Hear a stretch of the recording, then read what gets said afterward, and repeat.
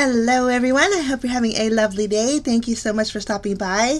Now today for my Happy Day series, well, if you're new, let me tell you, Happy Day series is all about using items that we have in our stash or items that we have on hand.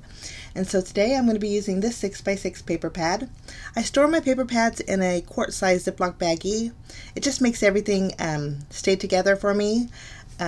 So that's a nice little tip. If next time you're at the dollar store and you see quart-sized baggies, you can store your 6x6 paper pads in there beautifully. But this is from Pink Paisley. It's the Hey Kid collection.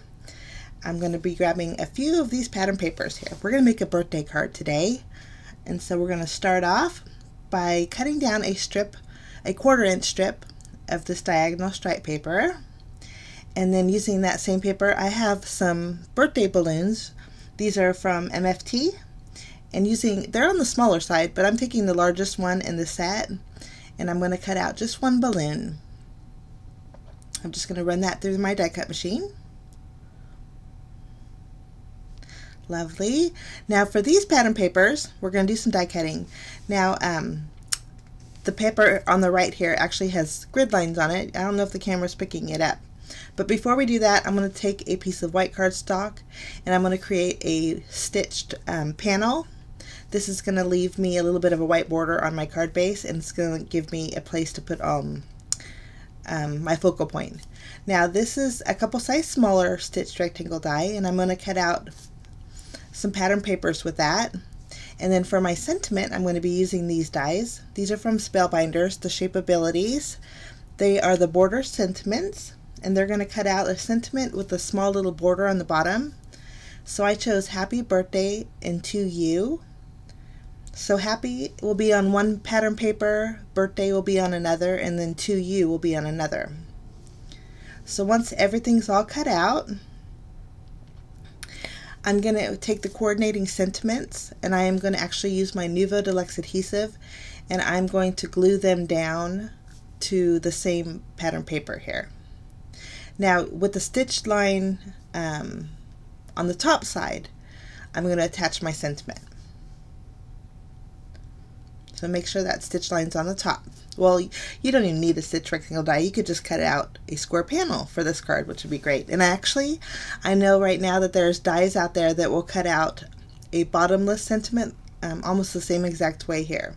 So it would create the same kind of effect too if you have those. But I'm just layering my Happy Birthday To You all together. And then this very bottom piece will be on the front side of my panel.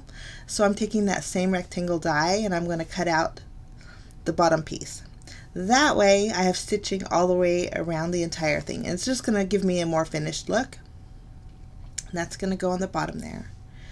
Now I'm kind of measuring or eyeballing where I want my bottom sentiment to be, and then I'm going to trim off the excess of the birthday. Okay, now we're ready to layer them all together. I'm going to add some foam squares behind my To You, and then I'm going to add that to the birthday pattern paper. And then I'll flip over the birthday pattern paper and add some foam squares. But before we adhere that to the happy, I wanted to use my tape runner and adhere the happy directly on the grid line pattern paper, a little bit towards the top. And then we're going to just remove the backing here and then add our birthday. So it creates kind of like a stair effect, like you could walk up the happy birthday.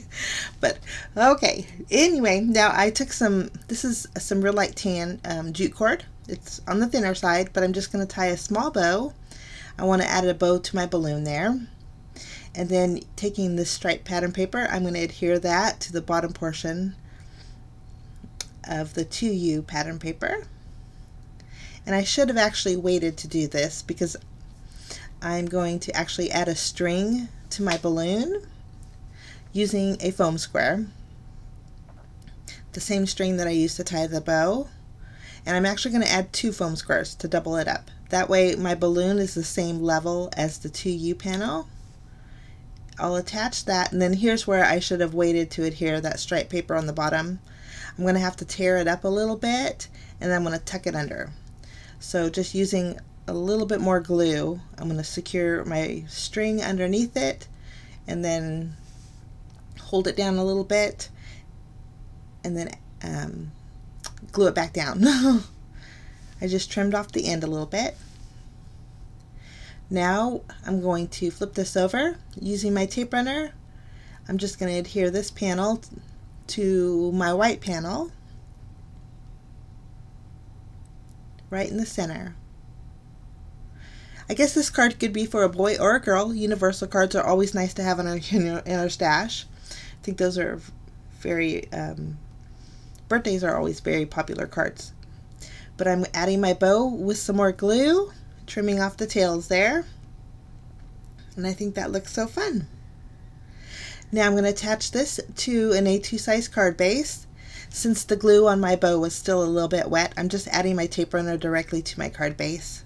And then I'll place my panel right in the center. Now of course we need bells and whistles, so for my stash I have these sequins. These are from 28 Lilac Lane, and if I can find any links to anything that I have, sometimes I can't because I have a lot of old stuff, but if I can, I'll leave them in the description area for you guys.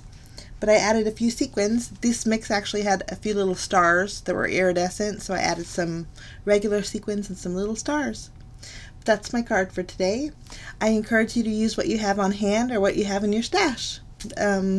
Just reminds us the reason that we buy our stuff and how much we love it, especially our paper pads. I know I have tons of them that I need to use. But have a fantastic day, guys. We'll see you again soon. Bye-bye.